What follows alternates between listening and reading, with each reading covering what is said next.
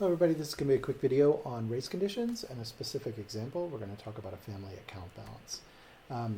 Data races and race conditions are very related. They're both race, they both have race in their title. Data races specifically when multiple threads access the same data location, or at least one of them is right. So if you have as many threads or tasks or whatever you want to call them, reading from the same location, no problem. As soon as at least one of them is writing, then you have a data race. And a race condition is often data races lead to race conditions. Race conditions are where the correctness depends on sort of the sequence or timing of these multiple threads that are accessing, in this case, data race. These are non-overlapping, neither is a subset of the other. The example we're going to use today is both a race condition and a data race. In this case, I want you to imagine there's one family account balance. Me, the dad, is going to go to work and look at the balance and add money and set that balance. My son is 8 years old, so of course he's already into collecting art, and so he's going to be taking money out. And so let's see how this plays out. This is a very simple version of this program. I want you to imagine we have 500 in our bank account to start. We have a task, a child task. My son is going to go and subtract money from the account. This is both reading and writing. This plus equals both reads from this location, changes it, and writes it back out. I'm going to be reading and writing also, and this is going to be a race condition because the join hasn't happened yet. And so in this case, I'm going to add $100, and let's sort of look at the computation graph really quickly. You can see that these two tasks both are running in parallel. They're both accessing this balances sub account ID, and they're both mutating it. They're both reading it and writing it, which is a problem because that accounts as more than one task, and at least one of them writing, which both of them are.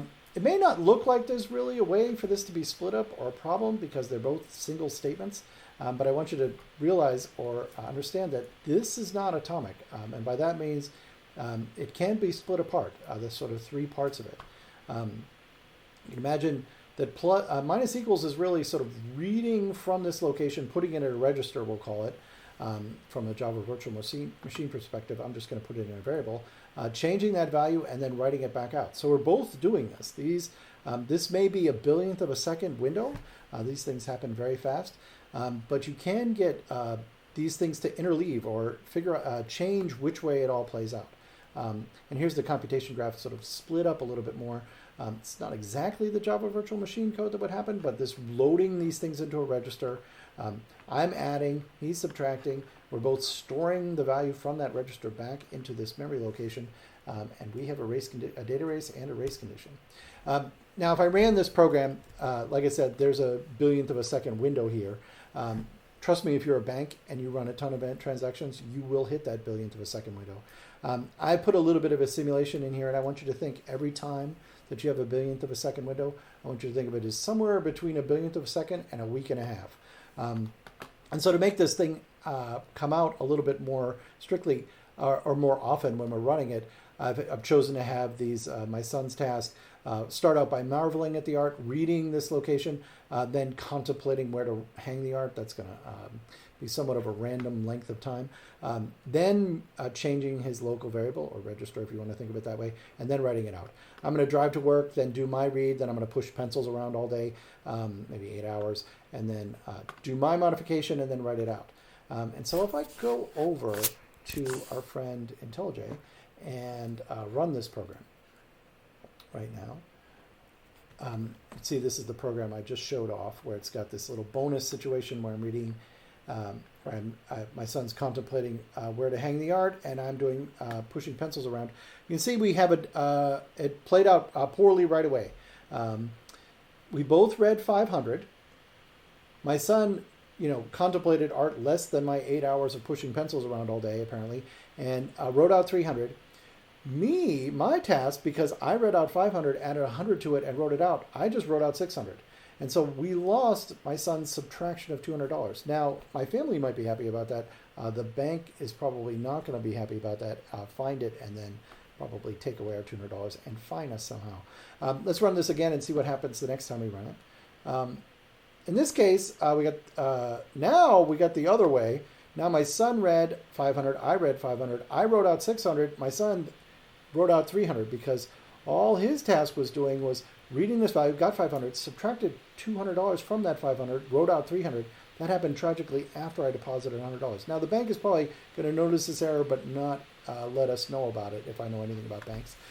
So we're going to lose that money. I run it again. We get the other case where it was $600.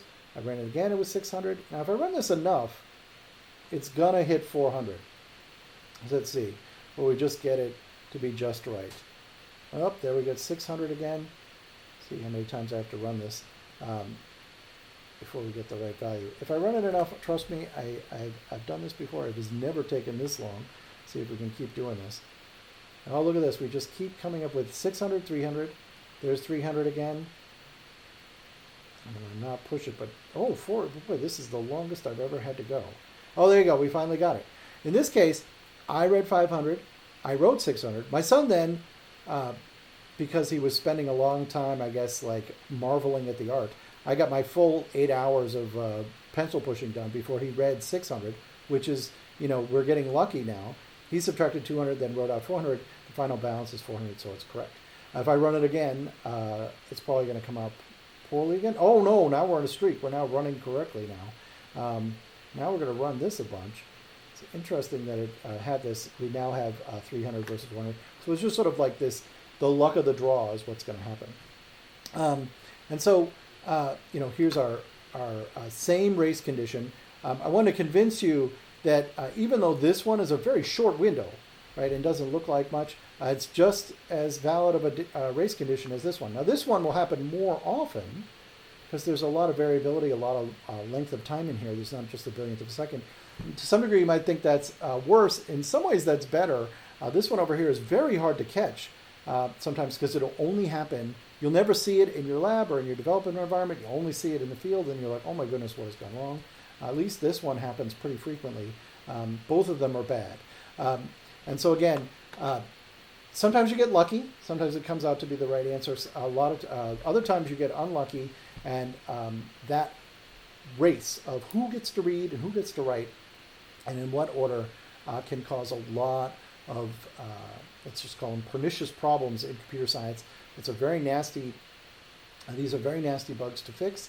And so we're going to discuss in this class how to avoid them.